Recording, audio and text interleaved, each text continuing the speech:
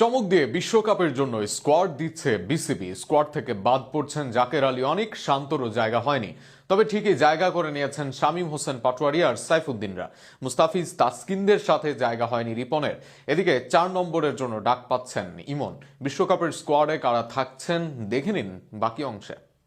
বিশ্বকাপ স্কোয়াড ঘোষণা হবে শিগগিরই, তবে ডেইলি সান আগেই প্রকাশ করেছে কারা থাকবেন স্কোয়াডে।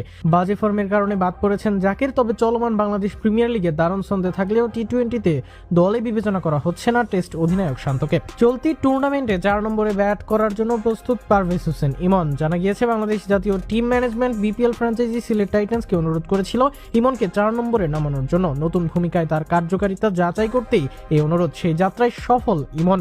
আলোচনায় আসে শামীম হোসেন পাটোয়ারি শেষ পর্যন্ত দলে জায়গা ধরে রেখেছেন। বিশ্বকাপে শামীমকে ফিনিশারের ভূমিকায় দেখা যেতে পারে। নির্বাচকরা একজন অতিরিক্ত ব্যাটার অন্তর্ভুক্ত করছেন একজন পেস বোলারের পরিবর্তে, কারণ বাংলাদেশের গ্রুপ পর্বের 4টি ম্যাচই খেলতে হবে ভারতে। গত 6 মাসে নিয়মিত খেলা ক্রিকেটারদের উপরই আস্থা রেখেছে নির্বাচকরা। সেক্ষেত্রে টপ অর্ডারে অধিনায়ক লিটন সহ অধিনায়ক সাইফের সাথে ইমন ও তামিম থাকছেন।